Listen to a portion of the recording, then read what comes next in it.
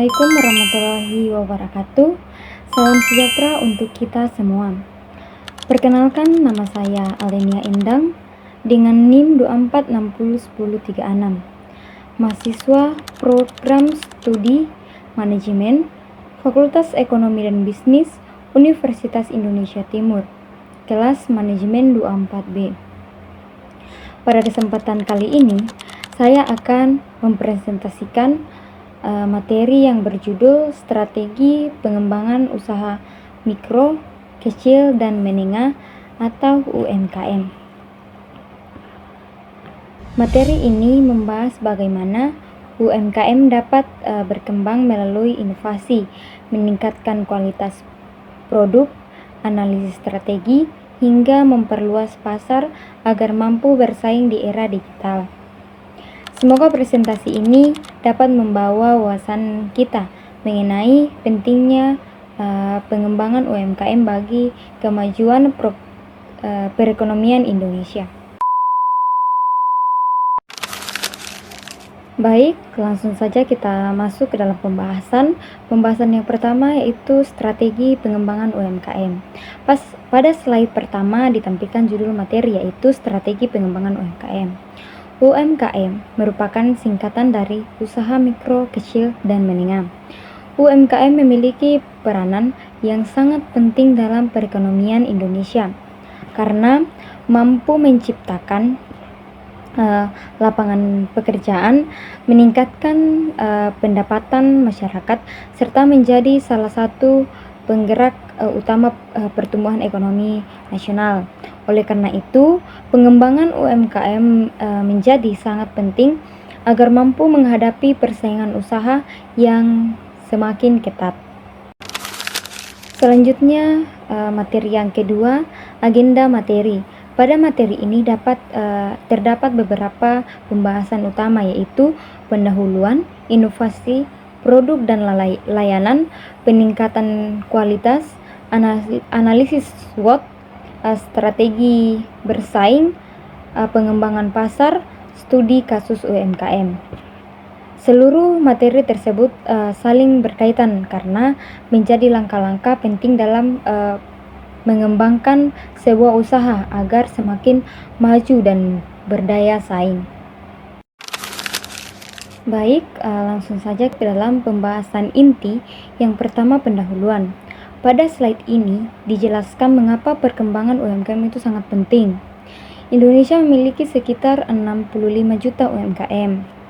UMKM mampu menyerap sekitar 97% tenaga kerja nasional dan memberikan kontribusi sekitar 60% terhadap produk domestik bruto atau PDB Indonesia. Data tersebut menunjukkan bahwa UMKM merupakan tulang punggung perekonomian Indonesia. Alasan pentingnya pengembangan UMKM adalah pertama, mampu menciptakan lapangan pekerjaan, kedua, membantu mengurangi kemiskinan, ketiga, meningkatkan pertumbuhan ekonomi yang merata, keempat, UMKM tersebut lebih tahan terhadap menghadapi krisis dibandingkan perusahaan besar. Selain itu, UMKM juga menjadi penggerak ekonomi melalui penyediaan lapangan kerja, pemasukan bagi industri besar, mendorong inovasi lokal, dan mendukung pencapaian tujuan pembangunan berkelanjutan atau SDGs. Pembahasan selanjutnya tentang inovasi produk dan layanan.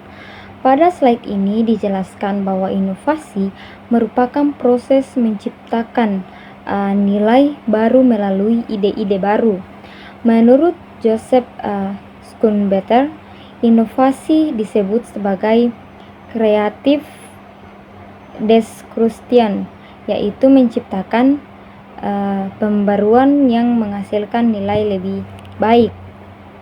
Inovasi terdiri dari 4 jenis.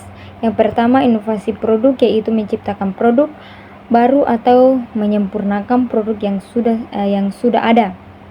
Kedua, inovasi proses, yaitu memperbaiki cara produksi agar lebih efisien. Ketiga, inovasi pemasaran, yaitu menggunakan cara baru untuk menarik pelanggan. Keempat, inovasi organisasi, yaitu memperbaiki sistem manajemen usaha. Melalui inovasi, UMKM dapat meningkatkan daya saing dan memenuhi kebutuhan konsumen yang terus berubah. Pembahasan berikutnya, contoh inovasi UMKM. Beberapa contoh inovasi UMKM di Indonesia adalah: yang pertama, pengrajin batik Pekalongan dan Salo membuat motif batik modern tanpa meninggalkan unsur tradisional sehingga mampu menarik minat generasi muda.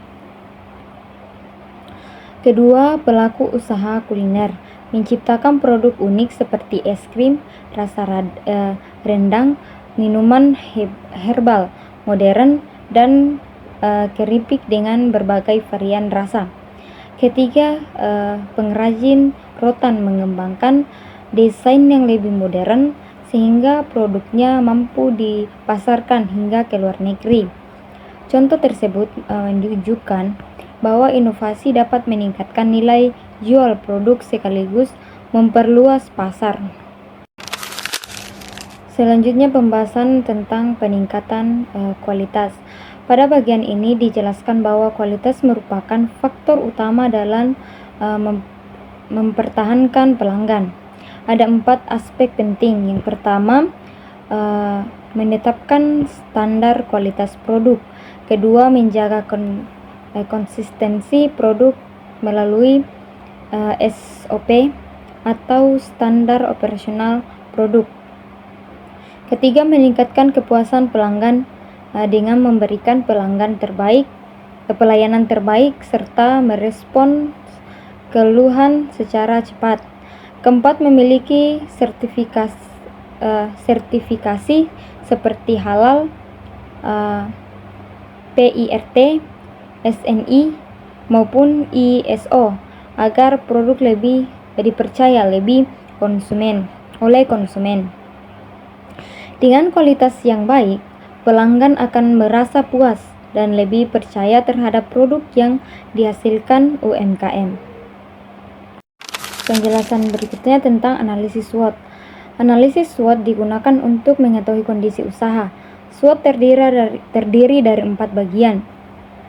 Statement atau kekuatan, misalnya produk unik, pelayanan personal, dan hubungan baik dengan pelanggan. Weakness atau kelemahan, misalnya modal terbatas, kapasitas produk kecil, dan pemasaran digital yang masih kurang. Opportunity atau peluang, seperti perkembangan e-commerce, meningkatnya minat terhadap produk lokal, dan dukungan pemerintah. Threat atau ancaman, misalnya persaingan produk impor, perubahan selera, serta kenaikan harga harga bahan baku.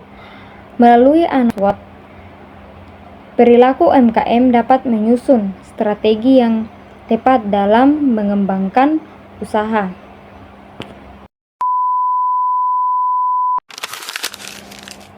Pembahasan berikutnya tentang strategi bersaing.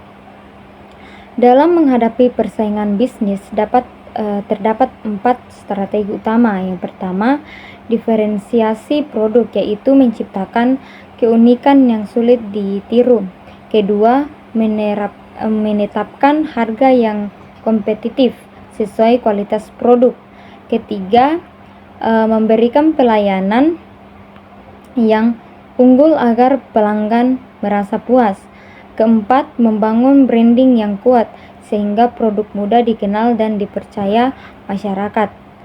Apabila keempat strategi ini diterapkan dengan baik, maka UMKM akan memiliki daya saing yang tinggi. Berikut pembahasan tentang pengembangan pasar. Pengembangan pasar dapat dilakukan melalui beberapa cara. Yang pertama, memperluas pasar lokal. Kedua, memanfaatkan pasar digital melalui marketplace seperti Shopee, Tokopedia, Lazada, dan media sosial. Ketiga, melakukan ekspor ke luar negeri setelah memenuhi persyaratan yang berlaku. Keempat, melakukan segmentasi pelanggan agar pemasaran lebih tepat sasaran. Dengan pemanfaatan teknologi digital, UMKM dapat menjangkau konsumen yang lebih luas tanpa harus membuka banyak toko fisik. Selanjutnya, pembahasan yang terakhir tentang studi kasus keberhasilan UMKM. Pada materi ini terdapat beberapa contoh UMKM yang sukses. Yang pertama adalah Kopi Kenangan yang berkembang dari kios kecil menjadi jaringan kedai kopi nasional melalui inovasi dan pemanfaatan teknologi. Yang kedua adalah Batik Fraktal yang menggabungkan seni batik dengan teknologi sehingga dikenal hingga tingkat nasional. Yang ketiga adalah Maiche yang berhasil memanfaatkan media sosial sebagai strategi pemasaran hingga produknya menjadi viral. Faktor keberhasilan UMKM tersebut adalah kepemimpinan yang visioner, pengelolaan keuangan yang disiplin, tim yang solid, dan budaya inovasi yang terus berkembang. Sebagai penutup, dapat disimpulkan bahwa strategi pengembangan UMKM harus dilakukan secara menyeluruh. Inovasi merupakan kunci utama agar produk tetap diminati. Kualitas produk harus selalu dijaga agar pelanggan merasa puas. Analisis SWOT membantu pelaku usaha memahami kekuatan, kelemahan, peluang, dan ancaman usaha. Strategi bersaing yang tepat akan meningkatkan daya saing usaha. Sedangkan pengembangan pasar perlu dilakukan secara bertahap, dimulai dari pasar lokal, kemudian pasar digital, hingga akhirnya mampu menembus pasar ekspor. Dengan menerapkan seluruh strategi tersebut secara konsisten, UMKM akan mampu berkembang menjadi usaha yang lebih maju, mandiri, dan berdaya saing tinggi di tingkat nasional maupun internasional.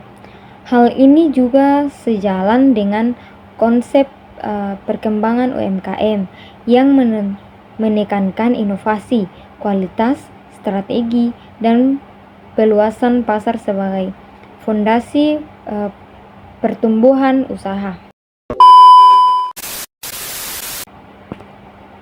Demikian presentasi yang dapat saya sampaikan mengenai strategi perkembangan UMKM.